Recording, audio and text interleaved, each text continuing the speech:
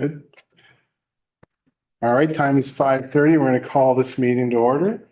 So this special council meeting has been called to conduct a public meeting for the consideration of the declaration of surplus land for the municipal property known as Prince Street Field.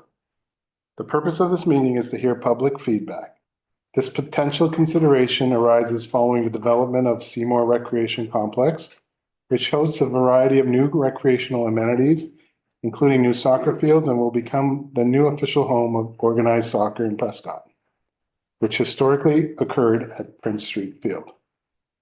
The potential consideration of surplus also arises with the potential to develop the land into residential use, which aligns with the province of Ontario mandate.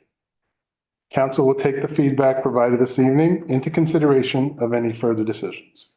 We thank everyone who came to provide feedback.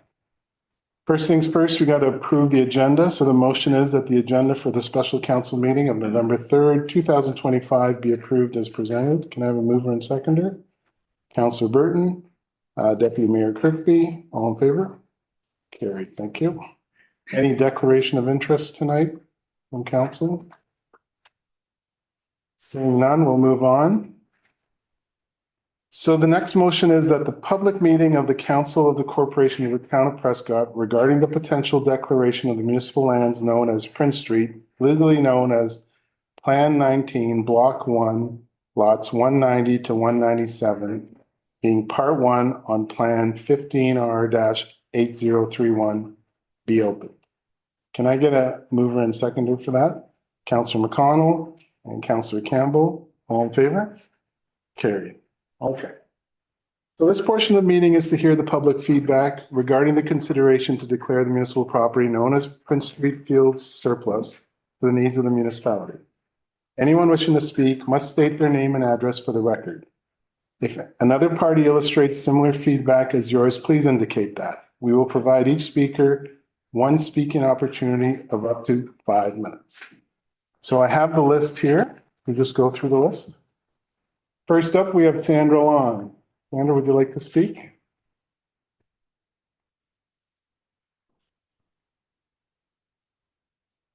Yes, my name is Sandra Long. I live at 237 Park Street West in Prescott, and I've lived in that same house for 50 years. I also was the chair of a very, very important report on mental health called On of On. And what that report said over and over and over again is the value of green space to people's mental health, that there be a natural space around them. I've also reviewed the official plan, and in that official plan, there is an extremely important report called the Henson Report. And that report demonstrates that there are many, many vacant lots throughout the town that will more than serve the purposes of the town's residential needs. And I hopefully somebody else has the actual numbers, but it is in the official plan where the Henson Report can be found. And I know at least one councillor objected to that report because it was based on the 2019 census. But that is the most recent census, and it certainly is valid here. The action of the last council, I think that you've inherited a fair bit of that action. And the selling of the land behind the institutional land behind the town hall, when there was the vacant land of the lawn bowling club, much larger, much more suitable to housing. There is not a housing crisis in the town of Prescott. There is a housing crisis in the city of Toronto and some of the large cities, but we do not have a housing crisis. And that is not a good reason for this. I also wanted to mention again the urban forest and the fact that a very excellent report was done with respect to the urban forest in Prescott. And we have to take into account that some of the folks that live in this area, they're not going to trek out to the beautiful community center. This is a neighborhood, and this is a neighborhood that deserves to have public open space. And their children are still coming there, even very recently. They're from the schools and in the neighborhood, and it's a spot. It's their well-known open space. But I'd like to put the on mental health, because that's where I have some expertise. And we have an obligation as a community to address the all aspects of need in the community. There is no need for more lots, and there is definitely a need for recreational and green space within walking distance, especially for older citizens who aren't going to trek up to the beautiful spot up in the border of close to the border of Augusta Township. And I hope that other folks are going to cover similar points or other points. This is a very, very important thing, and I'm not blaming this council. These were the kinds of actions that were taken by the last council, and surely to goodness we've learned our lesson. Thank you. Also.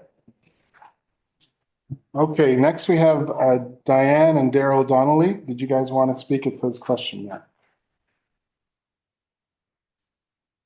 My name's Diane Donnelly. I live at 276 Wood Street East. And all I have to say is the property is being used by children all summer, school year. They're out. The school on Edward Street brings the kids down to the field and lets them run and play an hour, 2 hours, a couple of times a week. We'd enjoy this. Our backyard faces a soccer field, and I don't want to lose that. It's very nice. That's all I want to say. Thank you. Yeah, we're done. Thank you. Next up, we have Marietta Leafline. Did you want? I wrote an email and Chloe is kind enough to. Okay, we'll do that. Council has also been provided a copy of this letter, but I'll read it into the record for this evening. It was sent this morning, so it says, "Good morning. I would like to register my opposition to the town's plan to declare the Tom Carr Edward Brown Field on Prince Street as surplus and their intention to potentially develop the park as residential property. I live at 674 Prince Street, so I can see that the park is used as a recreational space daily. There are a number of organized activities like the soccer practices earlier this year, the cricket players, and the school activities that occur regularly. Additionally, local residents routinely use the park to exercise and play pickup games. If this park were to disappear, there is no other park nearby that would allow for these activities. While centralizing recreational activities at the Seymour complex has some advantages, it also has disadvantages, like centralizing traffic congestion. The location of the complex also makes it impractical for some activities. Going to the Prince Street field is an easy and safe walk for school children, but that isn't the case when going to the complex. Isn't it better to allow people to walk to a neighborhood park rather than to force everyone to drive to the Seymour complex? The notice mentions the potential for the Prince Street field to be developed into residential property. Looking at the number of properties for sale and how long they are on the market, it doesn't appear that we need more homes. It's worth noting that there have been a number of new single and multi-residential dwellings built in town over the past few years and more planned, including on what used to be green space around the municipal building. From watching council meetings, there are also plans to build another apartment complex between Churchill Road and the railway tracks. Presumably the property on Jane Street between Edward and East Streets that was destroyed by fire will also be rebuilt as residential property. The park on Prince Street is one of the few remaining green spaces in town, and it would be a shame to squander it on unnecessary residential property. Thank you. Thank you. Okay, and you're going to read Christina's as well? Yes, please. Yeah. I will. This one was submitted by Christina. And it reads, I disagree with the town council's proposal to declare the Prince Street Ball Diamond soccer field as surplus to the town's needs. This is the only green space south of the railway and not along the river. With the development of the land behind the municipal building and planned development north of the railway, I feel that keeping this green space is more important for the town's residents than a potential residential development. Living across the street from these fields, I can see that they are used almost every day. It is a space where children can run wild and play any game they like. In addition, I believe it is short-sighted to concentrate all recreational activities in one area. This will lead to congestion and parking problems when all facilities at the Seymour complex are in use at the same time. Thank you. Okay. Thank you, Ms. Preston. So I have Harry, but Harry said no. Harry, did you still want to? The only thing I have to say is those two ladies are very similar in their emails, but they were not in contact with one another when they were they are completely separate. Okay, appreciate that. Thank you for the clarity. All right, next up is Francine Levere. Francine, floor is yours. Francine Levere, 772 Florence Street. So this property is almost directly in my backyard. There's one building in between. I'm not going to stand up here and say, no, all development is bad, we shouldn't develop anything, because I do think that that's short-sighted. I do think that this property will in an eventual sort of way end up being developed. And so I'm asking council to consider balance. Perhaps the article in the Reporter and Times indicated up to 250 units. If you've read the zoning bylaws, the largest zoning, most dense zoning you can have is 26 units per acre. So looking at that, that would indicate that that property must be almost 10 acres. I was unable to find the acreage of that property as available information. So I don't know that that's the case, but I've walked that property. I really don't think it's 10 acres. I'm asking for balance. Maybe we can balance housing with green space so that the families that move to this community still have a little bit of green space. Maybe a small park with some housing, rather than trying to cram 250 units where nobody has a backyard. Nobody has anywhere to go other than cement and roads. So that's just what I'm asking, that if we move forward with this, that we consider other options than heavy development that benefits and profits a developer.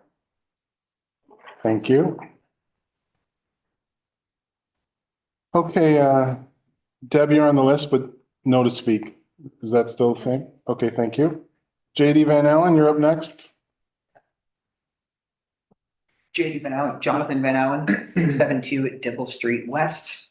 And first off, I believe that the recreational complex up there is a great idea in general. Right now, accessibility is a significant factor. I've got 3 kids, and by, it's 5:44, there's not a chance my kids can bike or walk safely up there to access any activities at the moment. So it's not currently pedestrian or cyclist friendly, which means keeping these localized parks at least until things are accessible and safely accessible is an important factor because not everyone can drive, not everyone has that option, that freedom, that privilege.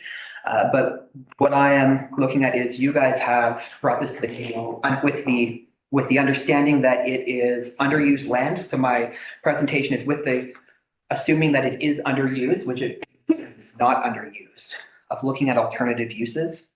So I've got a handful of 3 different really quick mock-up designs that I had made. I will send a couple of them around. These are just really quick ideas looking at balancing the housing and the food crisis that we have. Right now we have three concerns.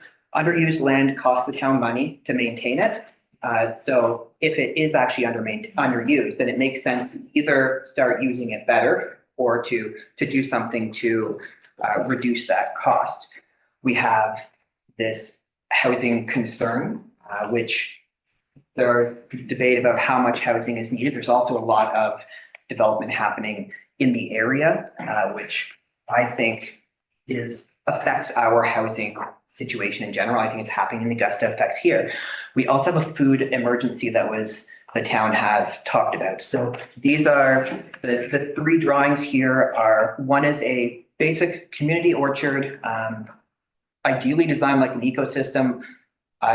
Biased opinion, I did not design them, but I also know others that I can refer you to for information, where it reduces the need for maintenance to a handful of tasks a year. The mowing of the paths is the main one, and it's going to produce minimum 50,000 pounds a year as an easy yield from a space like that. The second one was they printed in the wrong order. So the third one was, has curving paths and is, still has its space with a park in the middle. And I'm just going to, so where you've got wandering paths and area display, and you're balancing this daily use with this food crisis that we have.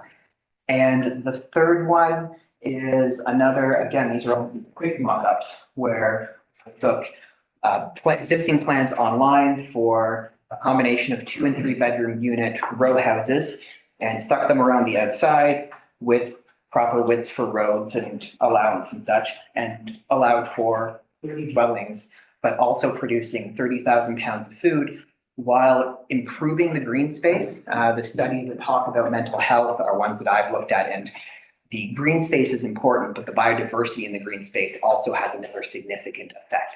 So by increasing the biodiversity, we can improve mental health, we can improve our food security issues here, improve our housing issues. So I'm just looking, if the land is going to be used for something else, maybe again, we look at a middle range, we look at what some of the best uses can be, because we do have a lot of issues going on. Housing isn't the only one. And it might not be the most urgent one for many people.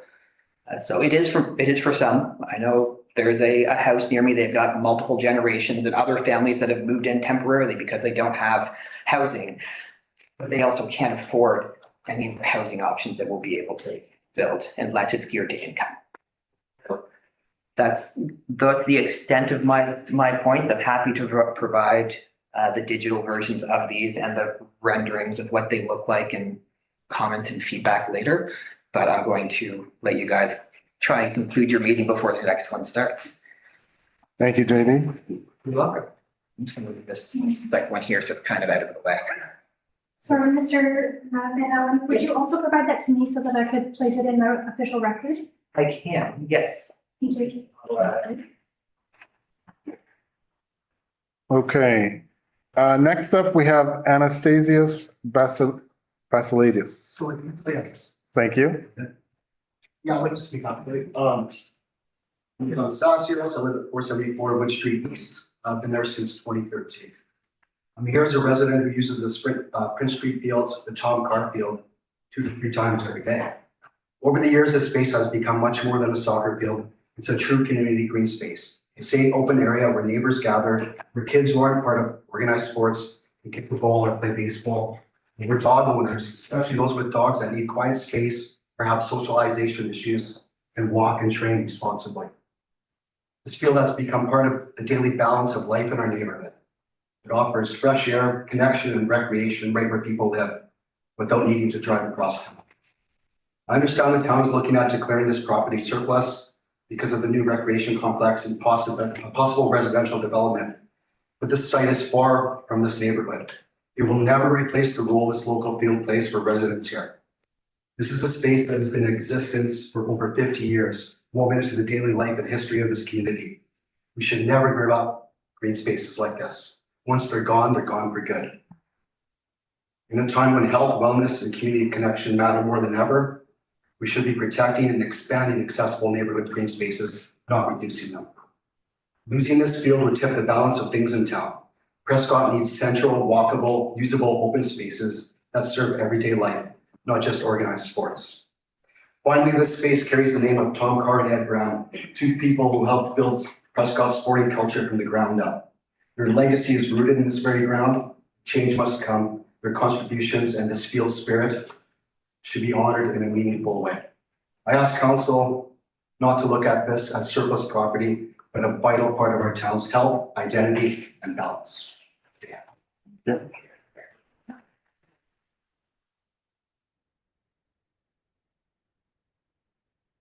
I have Sasha Pritchard, but you don't want to speak? Thank you. Jim? My brother said it all. Thank you. Okay, thank you, Jim. And then we have Wade Fleming. There's a little bit of repetition here, so I'll try to skip over a couple of things. I thought I was gonna be the only person here, so I kind of wrote my last stand. Okay, so, and wait, Fleming, I live at 790 Prince Street.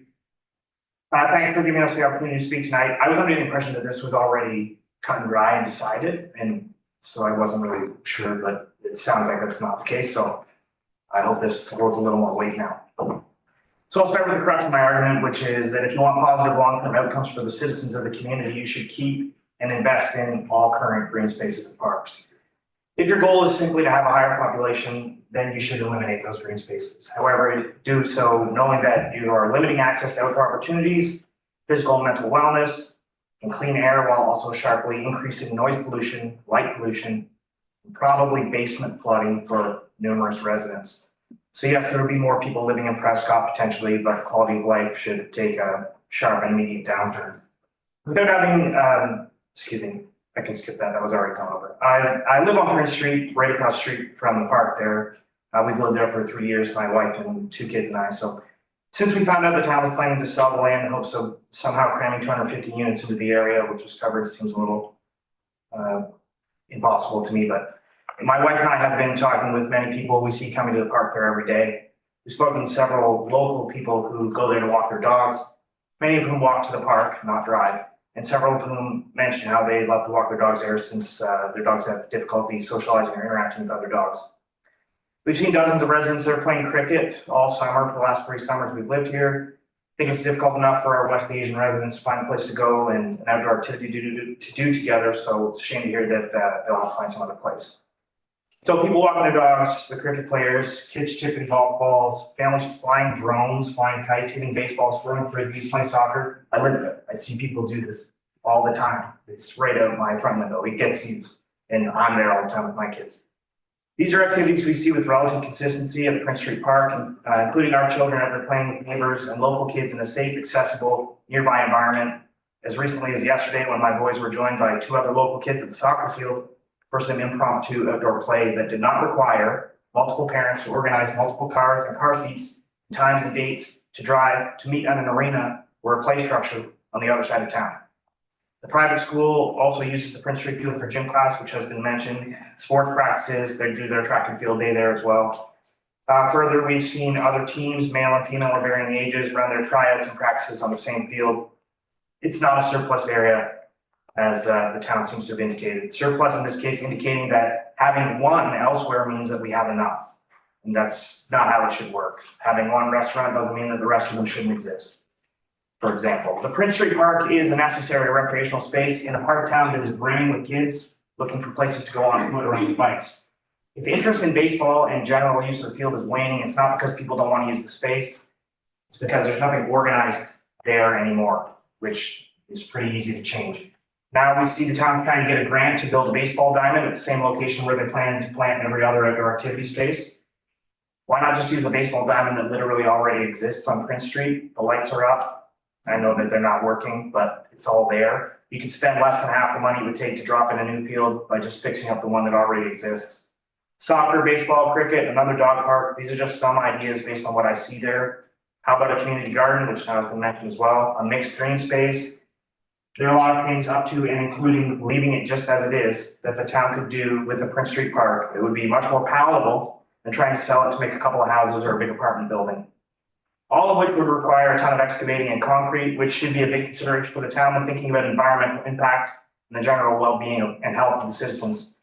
We have sun pumps on Prince Street. We have power outages during heavy rainstorms just like everywhere else. We need mature trees, grass, and earth to absorb that rainfall. More concrete will lead to basement flooding up and down the streets. Big expenses for citizens. Further, if developers come in and cut down all the trees, which as they stand are a necessary noise cutting tool, will continue to be bombarded with even louder pollution from trains that go by all day, every day. And that's consideration both for the Prince Street Park, and now I see the area east of the park is trying to be sold as well. So there's a lot of good green space that I think we need to keep. One less park will lead to more sedentary lifestyles and fewer active play opportunities for local kids and adults alike. Prescott's newly formed and dead wrong slogan that we want everything in one place is antithetical to a thriving community. Numerous studies, including ones from the Government of Canada and Canada's Public Health Agency, show that towns and cities should have accessible green spaces all over, with smaller pocket parks providing equal access to citizens as opposed to centralized. And in our case, centralizing everything into one place, over the overpass, across the train tracks, a kilometer out of the industrial part of town with no residences nearby and no sidewalk access. Meanwhile, Prince Street Park is centrally located near all 3 local schools where kids can actually walk or ride their bikes to safely play. Accessibility matters. Not everyone has a car or the time to drive over past the gas stations and the logistics warehouses to the arena to go kick a ball. Centralized, or as I would more aptly put it, unequally distributed green spaces exacerbate health and wellness inequities. For everyone to be able to use the new park and the new space, they need the time, the money, and the means.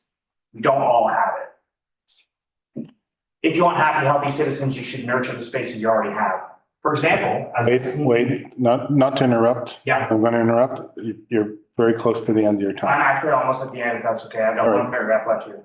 For example, the Leo Boyden Center I've seen being used very well. But by the logic I'm hearing, it sounds like it should be declared surplus, which it isn't. So it remains a community hub despite there being a new arena on the other side of town. So at Leo Boyden, we see open gym days, a pickleball league, rentals for birthday parties, skateboard nights, used for Ribfest, local home shows. These are the many adaptable uses for the center. Our town got a great new arena, but that hasn't made the old one useless. The idea of surplus ultimately boiling down to, we have one over here, so we don't need one over there. I'm telling you, it's wrong. We need parks and green spaces all over, and we definitely should have them near to where the children actually live and play. Thank you.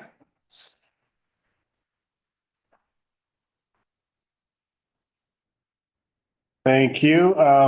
There was a late arrival. Do you want to speak at all? No? Thank you. All right. So the next motion is that the public, oh, sorry. We have one more to read into the record. Okay, yep.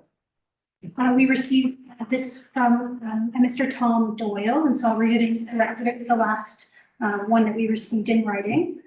When going through the process of selling any piece of surplus land, it should be conducted in a totally open and transparent process. When calling for proposals, anyone interested would expect that they will be open to the public, including the bid for the purchase, and what they propose to do. A deadline will be given and the proposal shall then only be opened at a special council meeting. Highest bid would only be one part of the equation, as the best overall concept would be preferred. Council should then seek public input. Proposals should at the very least have conceptual drawings to make it fair, especially to the immediate neighborhood, what to expect. Not sell the land and then ask for more information. When selling public land, the council does have control over design. Council should not be hiding behind the guise of it as a land acquisition and therefore must be done in camera. This is only a guideline and not a mandatory requirement. Once council decides the preferred plan, then in-camera session can be held to negotiate details and legalities. In this age where our senior governments are operating things in the friends and family way, where you have connections, you get the business. Municipal governments can take the high road and make this and other type issues open and transparent on behalf of taxpayers. Thank you, sorry. That was good. Okay. All right. So the next motion is that the public meeting regarding the potential surplus declaration of municipal lands known as Princeville, legally known as Plan 19, Block 1, lots 190 to 197, being Part 1 on Plan 15R-8031 be closed. Mover and seconder on that? Councillor Young and Deputy Mayor Kirkby, all in favor? All in favor? Opposed? Abstained? No, I'm opposed. You're opposed? Okay. Thank you. Carried. Thank you. All right, next up is the adjournment. A motion of the special council meeting of November 3rd, 2025 be adjourned. Time is now 6 o'clock. May I ask a question of the audience? Can we just do this adjournment, then you can ask. Okay. Moved by Councillor Burton, seconded by Councillor Kirkby. Now you can ask the question. Does anyone in the audience remember what was there before the wall died? I'm gonna say I know a story. That's right. Again, Whether it's true or not. I've heard that at one time, many years ago, probably before most of us were around, it may have been a quarry. And then I believe they filled it in as a municipal dump site. The person that told me that story is no longer with us. But I'm sure if we were to find somebody around town, 80s, 90 years old, they could maybe tell you the same story. I'm sure there's records somewhere. I just wondered. And if the anyone- municipal may have something too. That's the only thing that I can answer. There used to be the town barn right down there until he built a new public building. Yeah, that's And like, there outside was another industry that was down there. yes, I remember those from my existence here, but I did wonder what filled in that quarry. That was where I was going with that question. Whether it was indeed municipal garbage or whether it was something more appropriate. That I can't answer. Can I ask you what happens after this? If you've heard the objections, where do you go after? So we'll take a little break, then we're going to have our regular council meeting. It is on the docket, but there's likely a motion that will defer it for a couple of weeks, so we'll see what happens with that. Okay. I'm going to call the question. All in favor? Carry, thank you.